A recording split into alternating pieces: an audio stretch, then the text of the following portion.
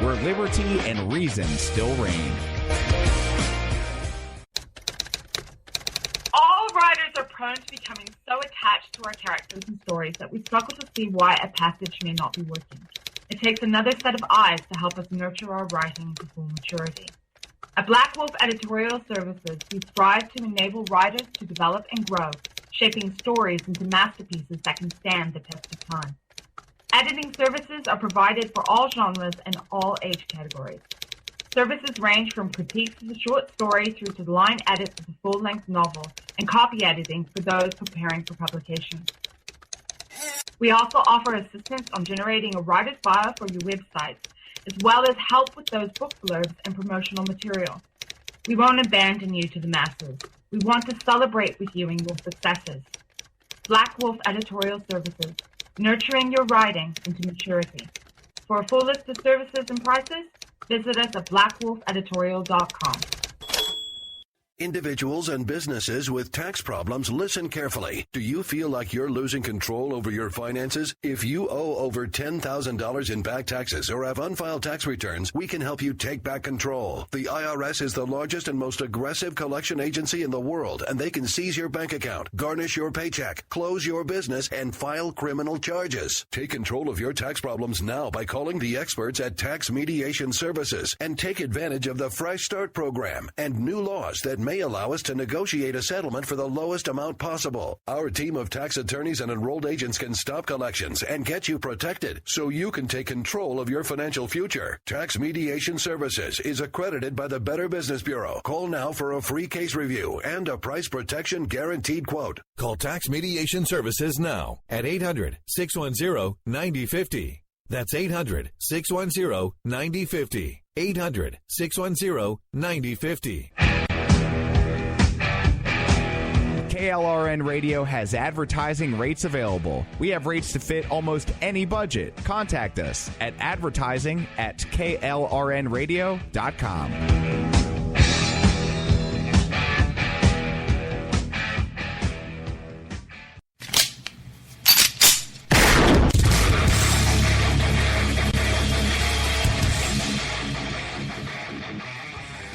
This is Slickery Trigger for Rebel Road Tactical. With proper care and feeding, your pistol will be ready when you need it, there to save your life. Shouldn't your gear be that good?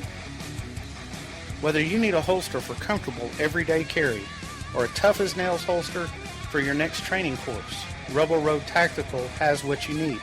Check us out on the web at rebelroadtactical.com.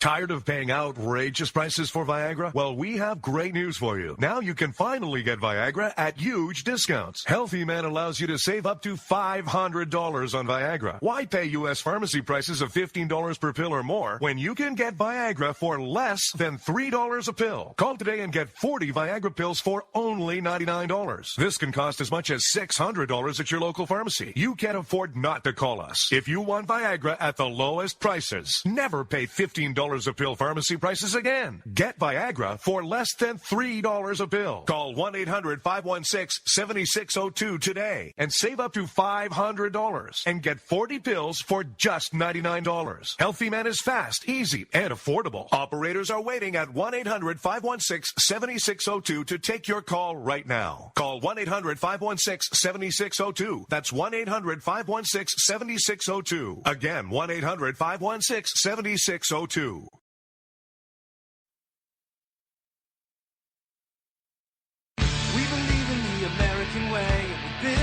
Country called the USA, and we fly our flag cause we're proud and free, we're Americans. Red, white, and blue is our way of life. We never back down from a challenge or a fight. Nature provides, God gives the rights, we're Americans. We fish the waters and we hunt the lands. We forge the steel with our own two hands. With what we've got, we do the best we can, we're Americans. This is Rio of Madison Rising, and you're listening to KLRN Radio, where liberty and reason still reign. It's time now for the Conservative Curmudgeon Radio Show. Now, here's Grouchy. Good evening, everybody. Welcome into tonight's program. Glad to have you here. because without you, I wouldn't be here. So anyway, just a reminder tonight on KLRN Radio that right after me is Jesse's POV, followed by Constitution and Culture with Dan and Susan, and then the venerable one, the boss man, Mr. Producer, all rolled into one big burrito, Rick Robinson with America Off the Rails. And as always, it's Wednesday night. TV sucks, so do yourself a favor and stay tuned here. We got a lot to talk about tonight. Let's just put it this way. We've got a lot of smaller pieces to discuss of a larger themed idea. So we're going to bounce a little bit, but it's all going to be tied together loosely. You know, kind of like, never mind. You get it. So what do we have? We're going to start with Texas federal judge saying that Texas as a state cannot cut off Medicaid dollars to Planned Parenthood over the secretly recorded videos taken by anti-abortion activists in 2015 that allegedly launched the Republican efforts across the U.S. to defund the nation's largest abortion provider. Your Honor, Judge Sparks, just so you'll know, that's not why we wanted them defunded. It wasn't because of the videos. It's actually because of what they do at Planned Parenthood. But I get it. You are, I believe this is United States District 4, Austin, Texas. Austin has become the liberal bastion of Texas. It is what it is, folks. Austin's a pretty town, and it's being ruined by liberals more and more each month.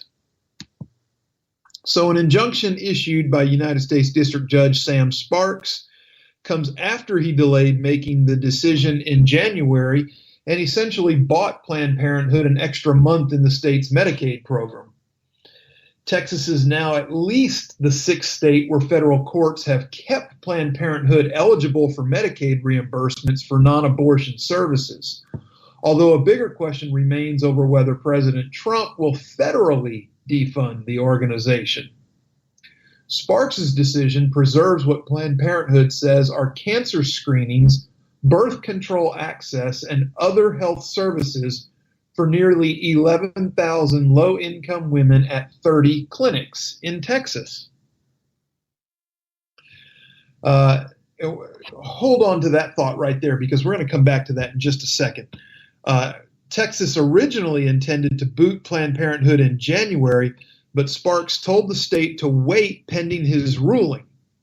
Now, Arkansas, Alabama, Kansas, Mississippi, and Louisiana have also had similar efforts blocked by judges.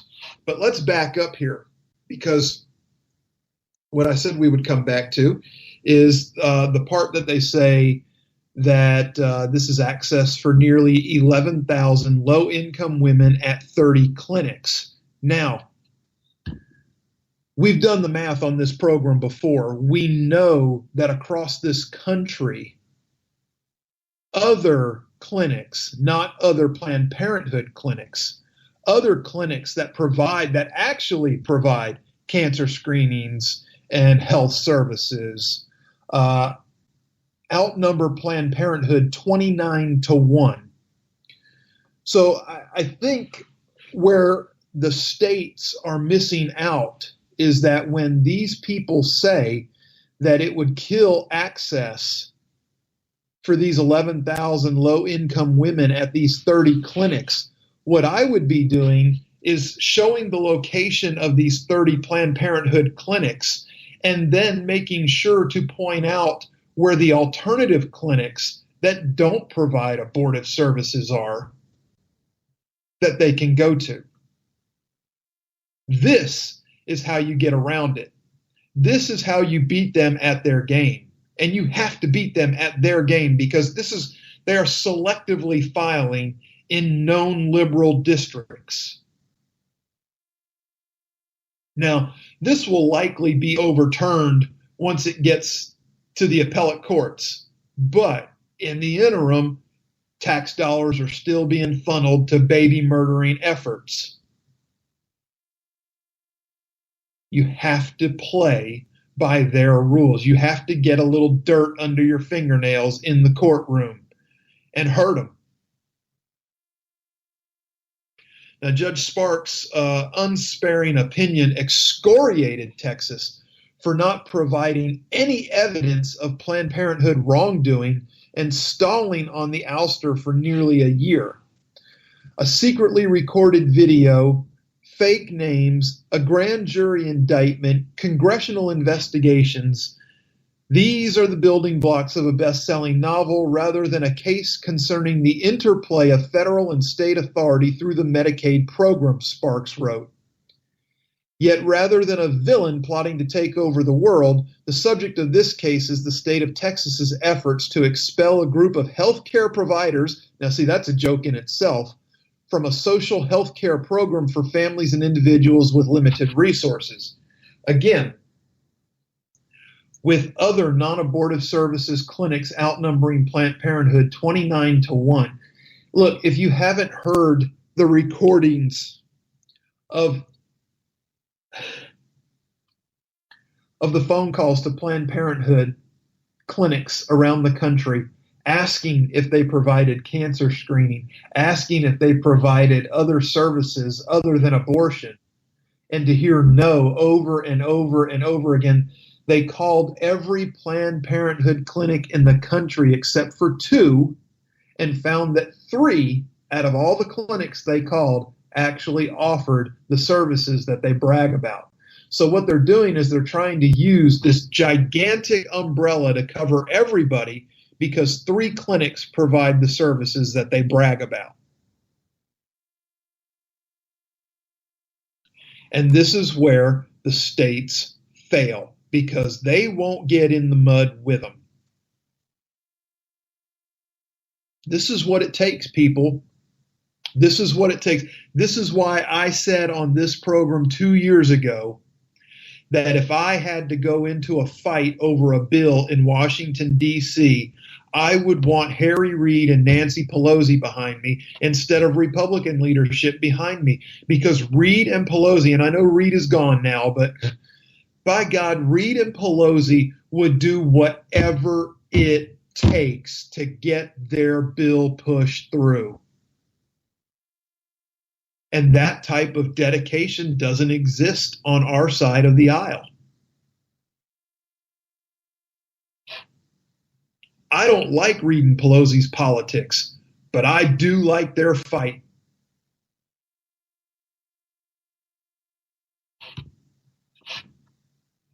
Like in other states, Texas health officials accused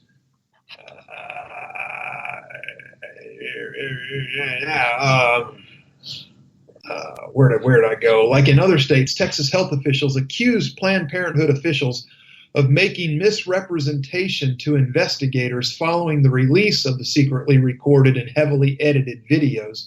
I don't know that I'd call them heavily edited, but they were edited, there's no doubt, by an anti-abortion group last year.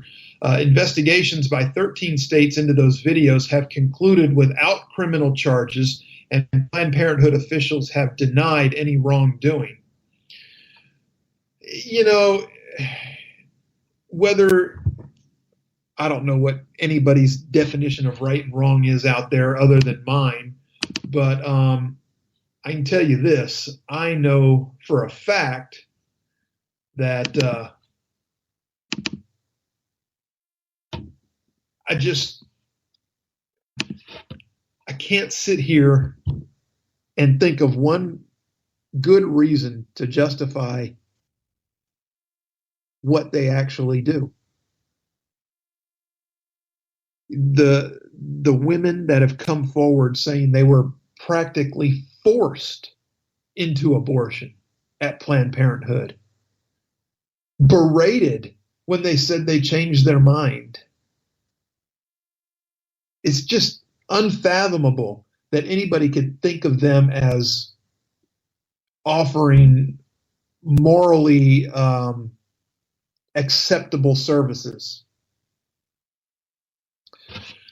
So Republican Texas Attorney General Ken Paxton said the state intends to appeal in a statement that repeated accusations that Planned Parenthood manipulated the time of abortions to benefit researchers, which is against the law.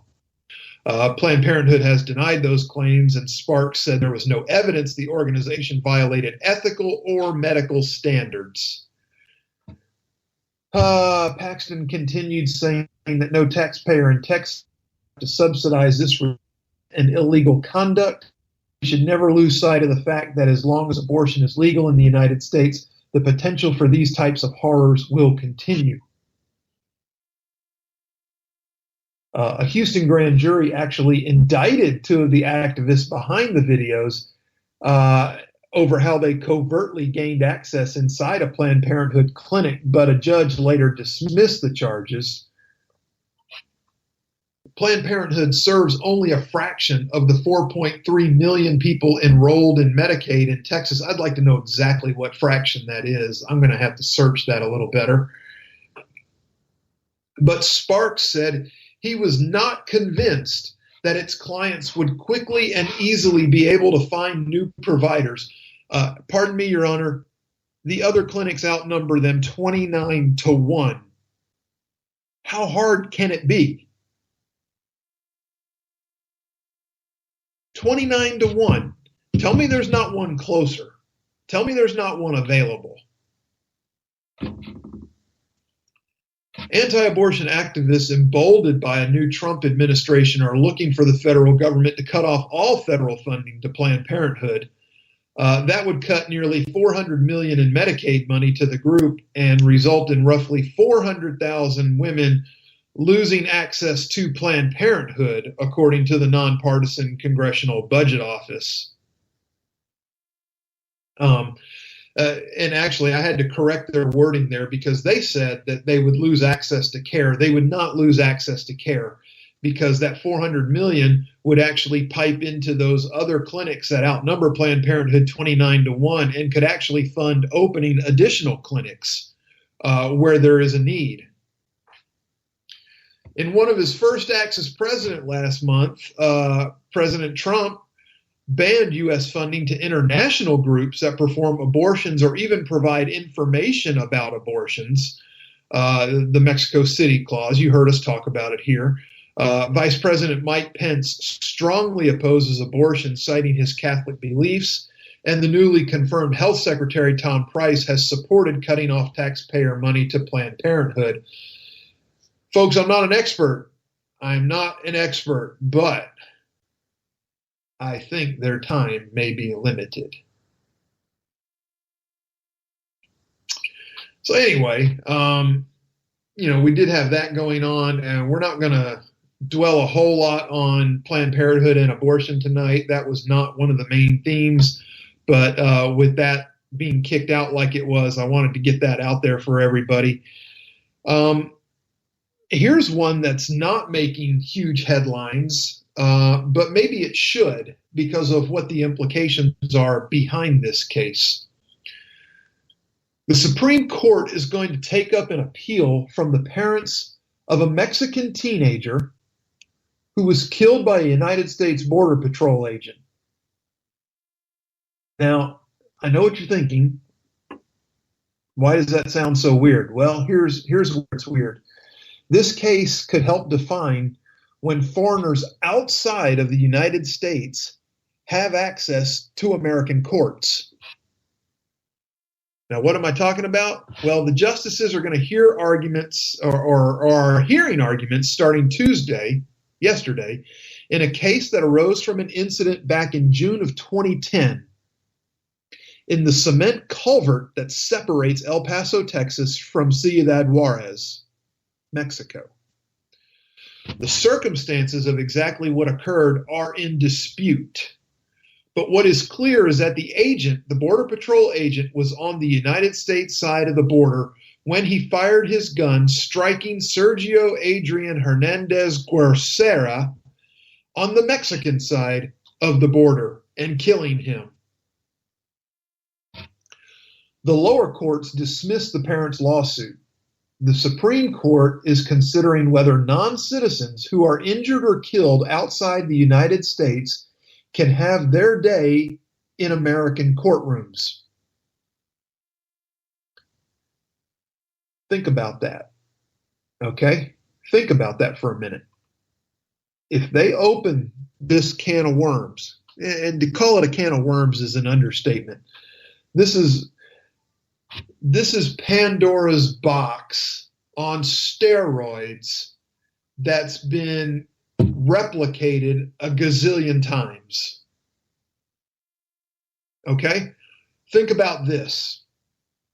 United States military action overseas. Civilian gets killed. Can they sue in our courts? Drone strikes, the ones that Obama was famous for, that took out several civilians. Could they sue? This is a very, very slippery slope that the Supreme Court is about to embark on. The legal issues are different, but the Supreme Court case resembles the court battle over President Trump's ban on travelers from 7 majority Muslim nations in at least one sense. Courts examining both issues are weighing the rights of foreigners. Okay, and this is where I kind of think that maybe they're reaching a little bit, because the similarities aren't as big as that. Because quite frankly, there is no right to immigrate here. There isn't. You've heard my stance on immigration right now. I don't think it's a permanent thing, but I still stand by shutting all of it down with 3 exceptions. Again, you can contact me on Twitter if you want to know what those exceptions are. It's at TCC_Grouchy. Happy to discuss it with you. Happy to beat you over the head with it if that's what it takes. That's just my sense of it, okay? And you're not going to convince me otherwise. I've thought about this a long time. But privacy experts are also watching the case because it could affect how courts treat global internet surveillance, particularly when foreigners are involved. It's there, not in the context of a cross-border shooting, that the Fourth Amendment question in Hernandez seems to matter most, George Washington University law professor Oren Kerr wrote on the Volok conspiracy blog. The Fourth Amendment protects against unreasonable searches and seizures. U.S. officials chose not to prosecute Agent Jesus Mesa Jr. in the killing of the Mexican teenager, and the Obama administration refused a request by Mexico to extradite him so that he could face criminal charges there. The Trump administration, like its predecessor, is arguing that the location of the teenager's death in Mexico should be the end of the story. But Sergio's shooting was not an isolated border incident. Parents of a teenager killed in Nogales, Mexico, from gunshots fired across the border by a U.S. agent have filed a civil rights lawsuit that is being delayed until the Supreme Court rules. The government's response to that incident was notable because prosecutors are pursuing second-degree murder charges against Agent Lonnie Schwartz in the death of Jose Antonio Elena Rodriguez. A 2013 report commissioned by the U.S. Customs and Border Protection and written by an outside group faulted the agency for not sufficiently investigating the 67 shootings that took place from 2010 to 2012 and questioned the use of force in some of those incidents. The agency has said that it has tightened its policies, particularly in response to rock-throwing incidents. Okay, and this is what happened. Okay, this is the storyline from Agent Mesa of Border Patrol. In this particular case, he was on bicycle patrol. So he's biking along and he sees a group of people. He can't tell from the distance he's at as he's riding up on them that they're all teenage boys. They're coming over the top of this culvert that separates Mexico and the United States, which is pathetic that we have just a culvert. But anyway, they notice him retreat back over the culvert and then try to drive him away by throwing rocks at him. Now, I'm not talking about little playground rocks like when you were 8 years old and you picked up something that was the size of the fingernail on your little finger and threw it at the kid standing 10 feet away from you, and it might have hit his blue jeans and bounced off and he didn't even feel it. These are rocks that fill your hand. These are rocks that when they hit, take chunks of flesh.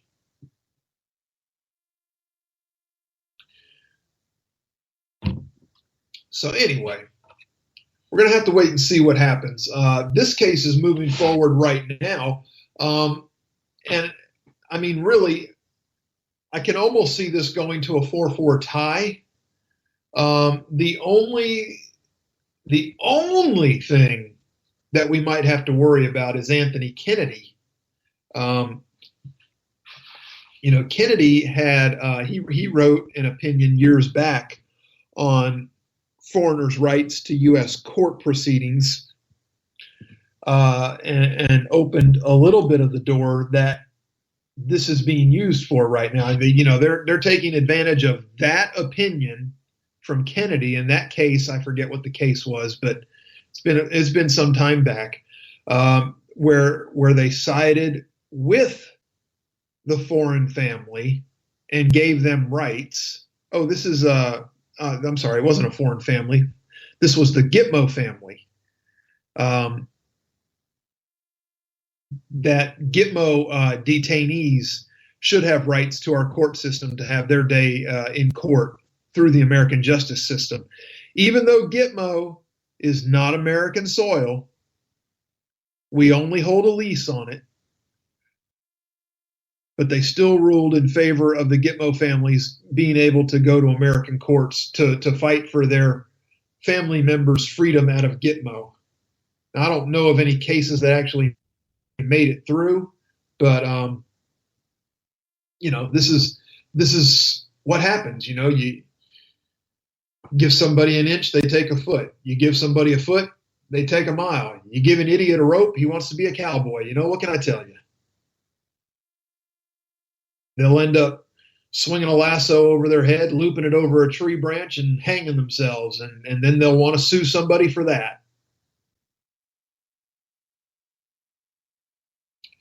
So anyway, we're going to tie that story into another one with Homeland Defense here, or Homeland Security, and their guidance to immigration agents for deporting illegals. So we have some new guidance coming out from the White House on this. I know it's probably just a tad early for the break, but Rick, I know you're there, so let's go ahead and cue it up, and that way we can just start this story fresh when we come back from the break. Okay, can we? Yeah, man, just tee it up when you're ready. I'll fill the minute here, and I know I caught you off guard. It's okay. That's what you call master planning, folks. You just spring it on the producer last second when he's not expecting it. It's good stuff here at KLRN. I'm thinking that may be a different word besides planning in that word, but here we go. America, you and me, ain't that America? Something to see, baby. Ain't that America?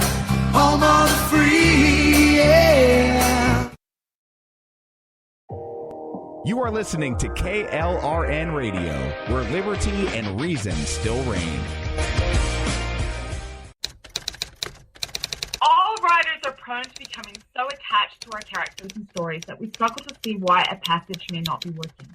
It takes another set of eyes to help us nurture our writing to full maturity. At Black Wolf Editorial Services, we strive to enable writers to develop and grow, shaping stories into masterpieces that can stand the test of time. Editing services are provided for all genres and all age categories. Services range from critiques of the short story through to the line edits of the full-length novel and copy editing for those preparing for publication.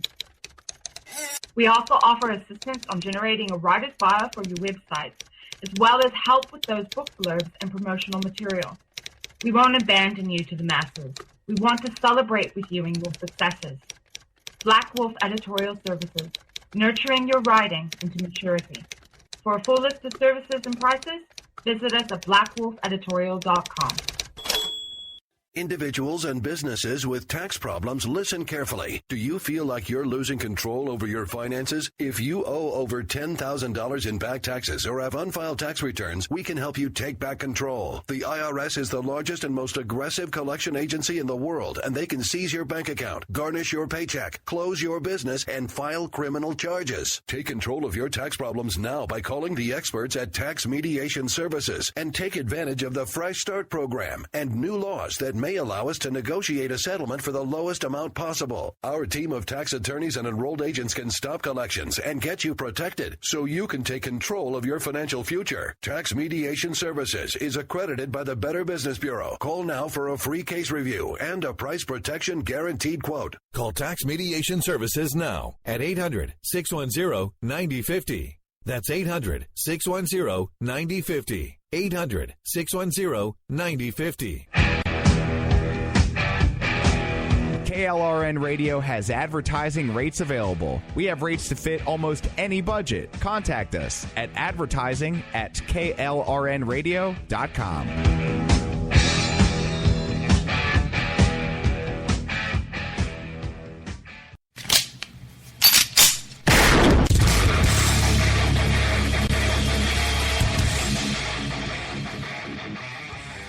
This is Slickery Trigger for Rebel Road Tactical. With proper care and feeding, your pistol will be ready when you need it, there to save your life. Shouldn't your gear be that good? Whether you need a holster for comfortable everyday carry or a tough-as-nails holster for your next training course, Rebel Road Tactical has what you need. Check us out on the web at rebelroadtactical.com.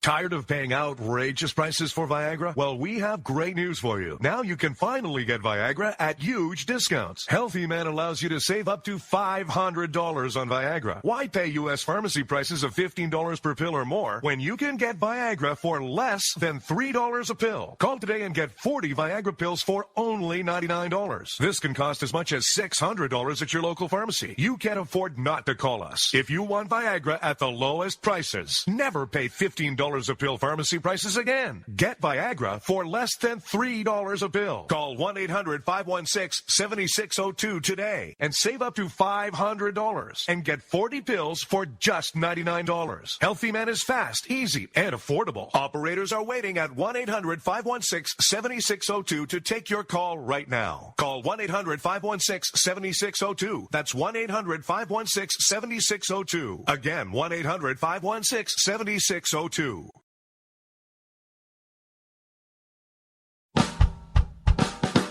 You're listening to the Spark Radio Network. Radio like you've never heard before. Innovation, creativity, and imagination are all said to begin with a spark. So fasten your seatbelt and take the ride of your life and listen for the spark.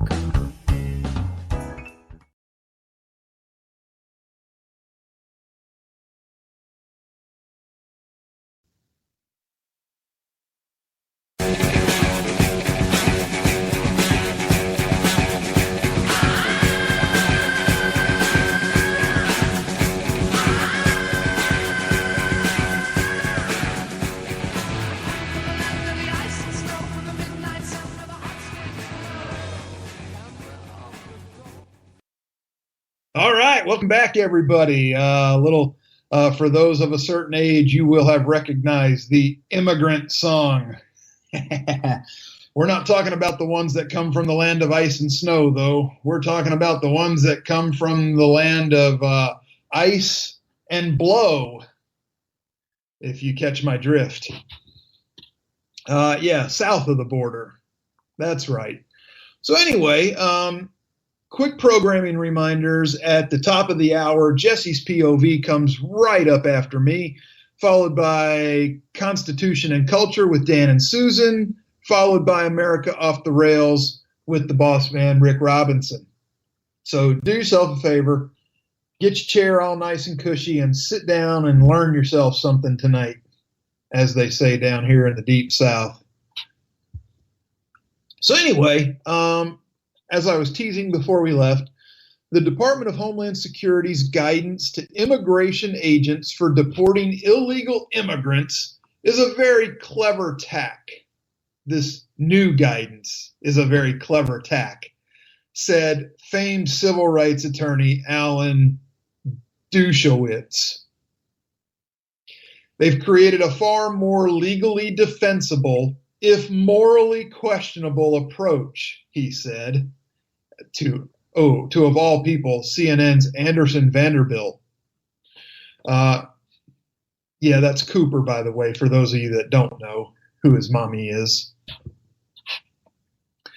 After all, the job of the executive is enforcement, making enforcement decisions, he explained.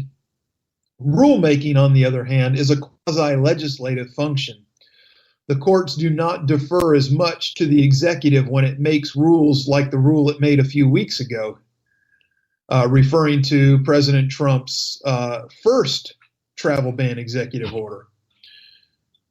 So this is lawyers at work, said Dershowitz. They have told the administration, you want to achieve your goals? Achieve it through administrative actions. They're going to be much harder to review.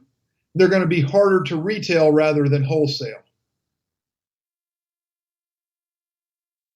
So the people on the other side are going to have to come up with a legal strategy that is going to be much more creative and uphill in order to challenge this highly questionable order, Dershowitz called it. He called it a highly questionable order.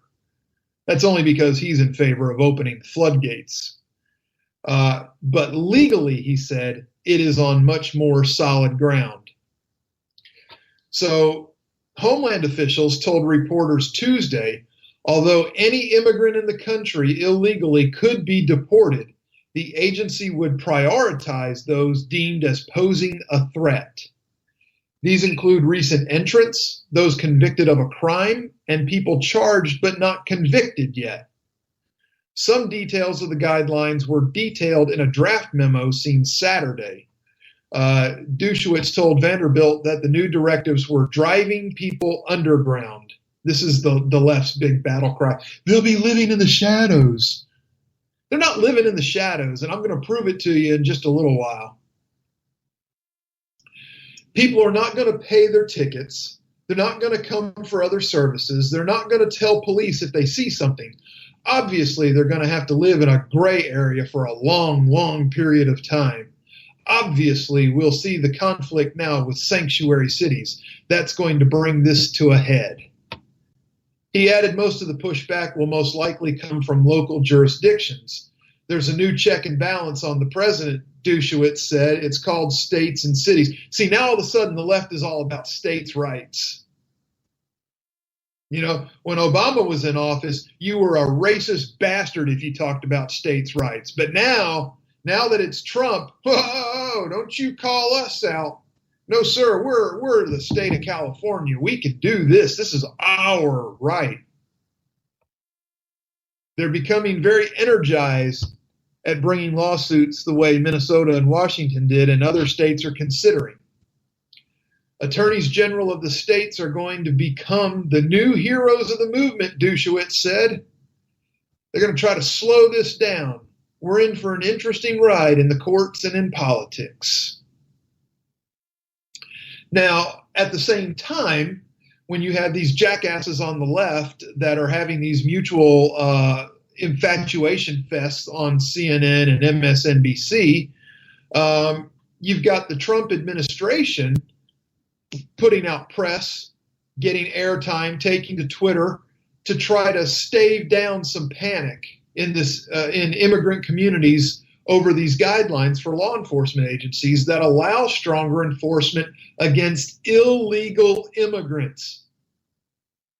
Homeland Security Secretary John Kelly released 2 memos over the weekend which allow his department to hire thousands more enforcement agents, speed deportation hearings, and enlarge the pool of immigrants indicted for priority removal. We do not need a sense of panic in the communities, said a DHS official in a conference call with reporters. We do not have the personnel, time, or resources to go into communities and do mass roundups. We're not going to be throwing folks on buses. That's entirely a figment of people's imaginations. This is not intended to produce mass roundups or mass deportations. Some of the changes, according to DHS, will not take effect immediately. We're not going to start changing this today, they said. It's not going to start happening tomorrow. We're getting changes rolling to get folks in place. We're simply trying to execute what Congress and the president has asked us to do. We're going to do so professionally and humanely, but we are going to execute the laws of the United States. Thank God. When did it become such a huge thing to uphold the law? You know, they swear that oath to do this when they take office. All of those pieces of crap in D.C. I don't care what side of the aisle they're on, because they're all guilty of it at one point or another in their career. It just pisses me off to no end that they're screaming about what Trump's administration is trying to do with immigration. He's trying to uphold the law.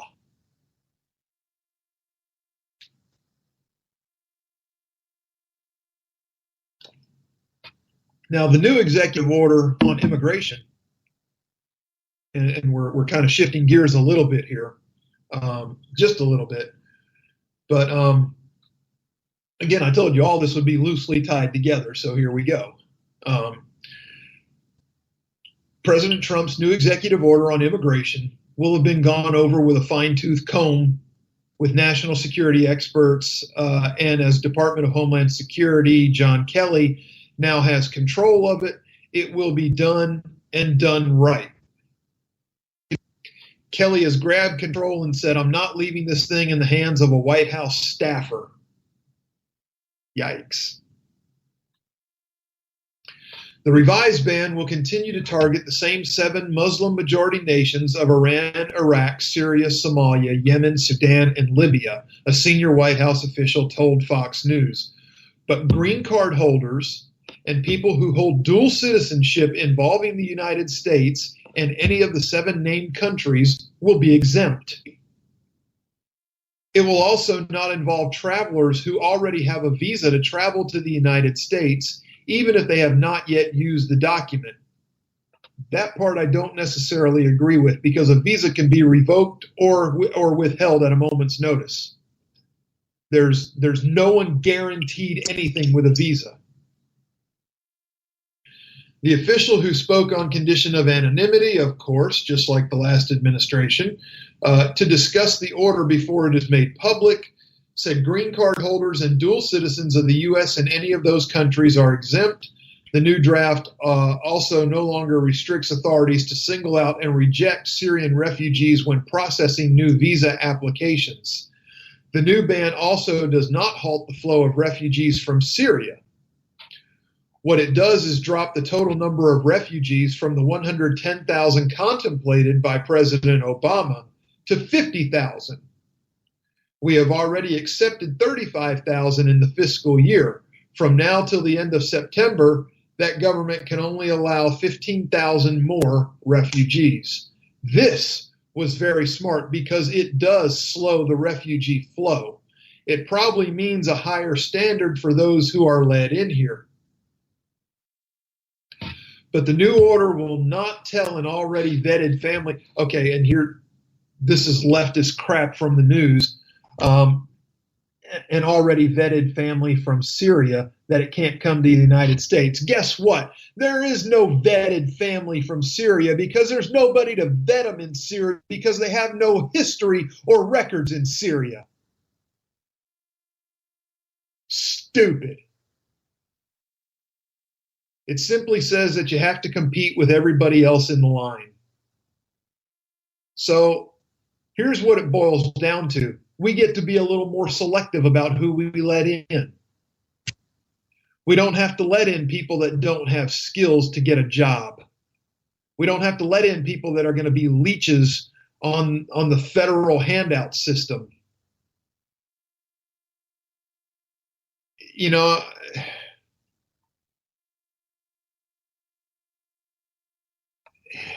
it irks me to no end.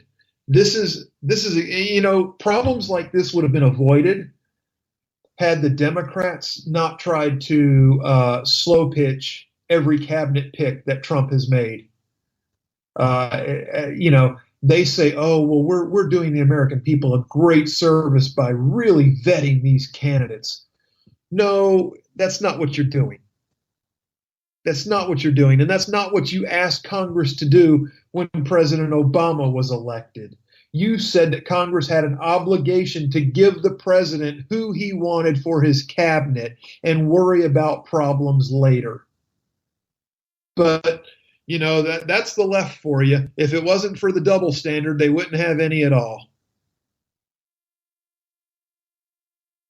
So, as it took Secretary Kelly until January 20th to get approval,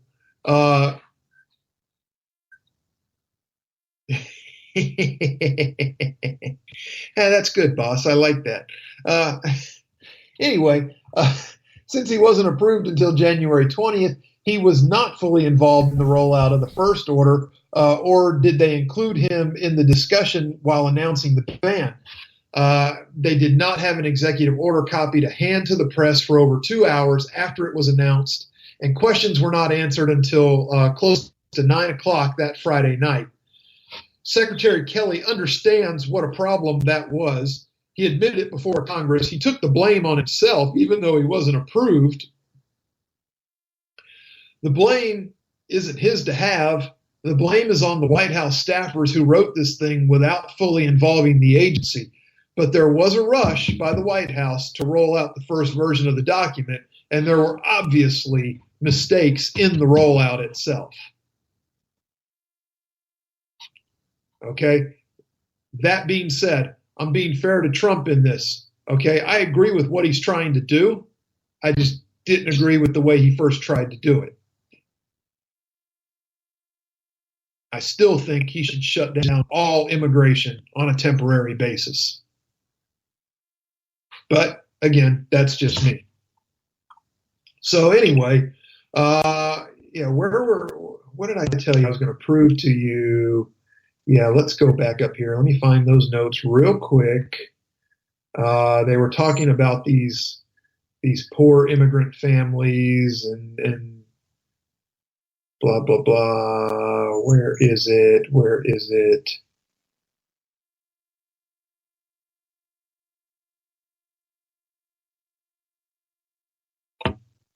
Yeah, when they were talking about the new changes to immigration and, they talk about how these people, they're just, they're coming from such downtrodden conditions, and they're just really trying to find a better way of life. Well, here's their better way of life, okay? Here is their better way of life. The Social Security Administration, and again, this all ties to immigrants, and not to mention some that aren't immigrants, but the Social Security Administration, according to the Inspector General's office, paid out $1 billion, that's with a B, a capital B as in billion, in benefits to individuals with no Social Security number. Think about that for a minute. $1 billion in Social Security benefits to individuals who don't even have a freaking Social Security number. The agency's Inspector General found 22,426 representative payees, a proxy for folks who can't manage the benefits themselves, who did not have a Social Security number. This goes on. Get this, okay? This isn't a long piece here. This doesn't have big numbers and stuff in it. So, furthermore, unless it takes corrective action, they estimate Social Security Administration will pay about $182.5 million in benefits annually to representative payees who do not have a Social Security number or paper application supporting their selection. On top of that, the audit found that the Social Security Administration paid out another $853 million to terminated representative payees. Got to be freaking kidding me. This is unbelievable. The Social Security Administration defended its practice of paying out to representative payees without a Social Security number. The Social Security Act permits us to appoint, in certain circumstances, an undocumented alien or applicant who resides outside the United States without a Social Security number to serve as a payee, the agency said. Specifically, the Act states we should verify a person's Social Security number or employer identification number in our investigation of the payee applicant. However, the Act does not state that the applicant must have a Social Security number to serve as a payee. Again, this goes back to what my grandfather used to say all the time about how common sense is only common to those of us who have it. Why would anybody expect a bureaucratic agency in Washington, D.C. to practice common sense? The Social Security Administration said that it switched to a new representative payee software last year and that transferring of information may have resulted in applications showing as terminated or not selected. Are you freaking kidding me? And you wonder why you see these people in grocery stores that don't speak English, that don't have a Social Security card, they don't have a driver's license, and they open up their wallet in Walmart to pay for their six-pack and their steaks, and they got a wad of cash in their wallet that would choke a cow. Now you know how they get it.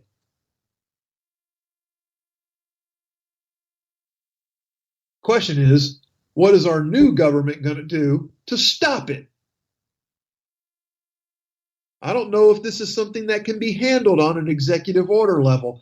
I think somebody's going to have to move in Congress to actually change the Social Security Act.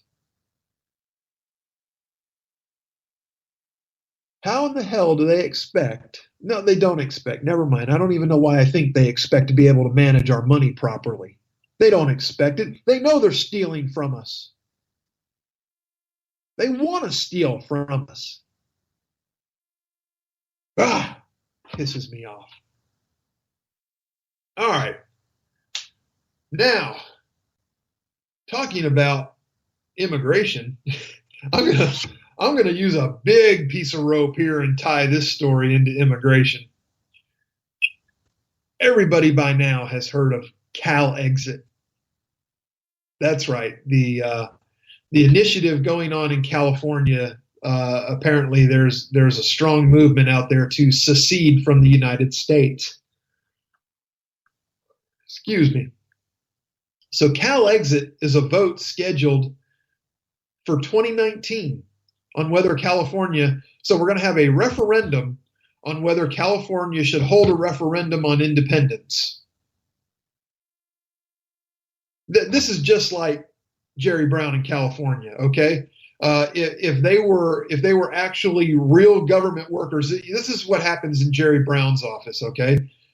He calls for a mandatory break, and they all go to the break room to sit down and have a break.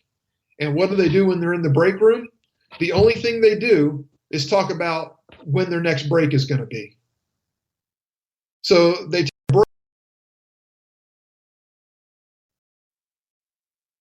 Okay, so California is going to have a vote to decide whether they should vote. And that's it. Basically, it's a referendum on whether or not to have the vote. For those willing to speculate, the Cal Exit movement inspires a certain amount of curiosity. While the measure is unlikely to pass, and I hope they're wrong about this, I so want California to secede from the United States, okay? I want them gone in a hurry. I want to draw a line down basically the just east of dead center of the state, and we want to keep the eastern half of California in the United States, and we want to exit the western half of California. Bye-bye. Happy to do free trade with you, fair and equitable trade, but bye-bye. We don't need your crap. Again, Democrats in the Senate and in the House will have a conniption over this because they understand that if California actually were to secede, there would never be another leftist in office again in the White House. Their 55 electoral votes would go away. California what would be left of California if they didn't go as an entire state, because I can see that fight coming too. If they went as an entire state, all 55 of their electoral votes would go away. And like I said, that would basically eliminate another Democrat from ever being elected president. The senators and the congressmen from California will fight to keep California as part of the United States. That is my prediction. You will see that come to pass. They're not being very vocal about it right now, but it will happen. So this though shows how far removed the typical voter has drifted from the mechanics and finances of Social Security, basically. So let's think about this. In its vision, the nation of California would keep the tax revenue for its own Social Security while serving the existing seniors who live in the state through the present Social Security. For younger Californians, it's a great deal. Instead of putting money into a system which promises uncertainty, they would be contributing to a system that would be generating a reserve for future Californian retirees. Allegedly. You know, you don't know what's going to happen to that economy out there if it breaks off. At the same time, they would receive a free pass on more than $1 trillion of unfunded legacy costs. Yippee! That selling point ignores the fact that the existing system already uses that money.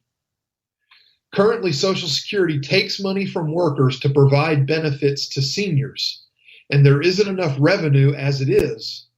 According to the trustees, we would need to add more than $12 trillion to the existing surplus of $2.8 trillion in the Social Security Trust Fund just to kick the can down the road for 75 years. We can't fix that gap by diverting nearly $100 billion in revenue away from the system. This idea will, of course, only push the existing system into insolvency faster and deliver much larger benefit cuts. This would mean very large benefit reductions for seniors both in and out of California. Why anyone thinks this approach will work is beyond me. This is no more sensible than basing the secession on tarot cards. And that's about the truth of it. Here is a different and maybe more realistic approach for states wishing to separate from the Union. In this case, California gets a portion of the Social Security Trust Fund, and it is thereafter on its own. In this case, the nation of California would have the obligation to pay the existing retirees of the state and would collect revenue derived from its pleasure of taxation. Statistically, this move probably hurts the U.S. Social Security system.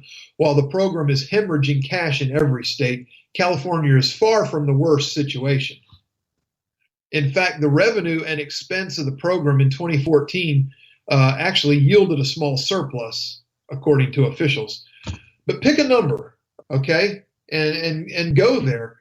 For me personally, I'm all in favor of Cal exit.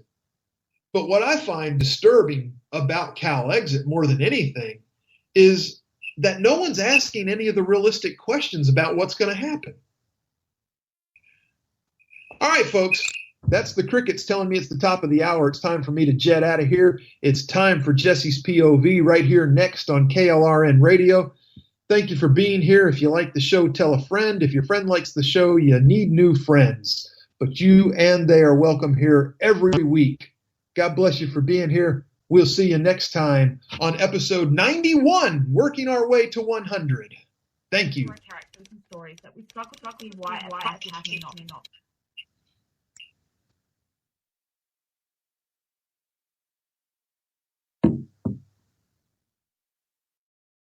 We believe in the American way, and we built this country called the USA, and we fly our flag 'cause we're proud and free.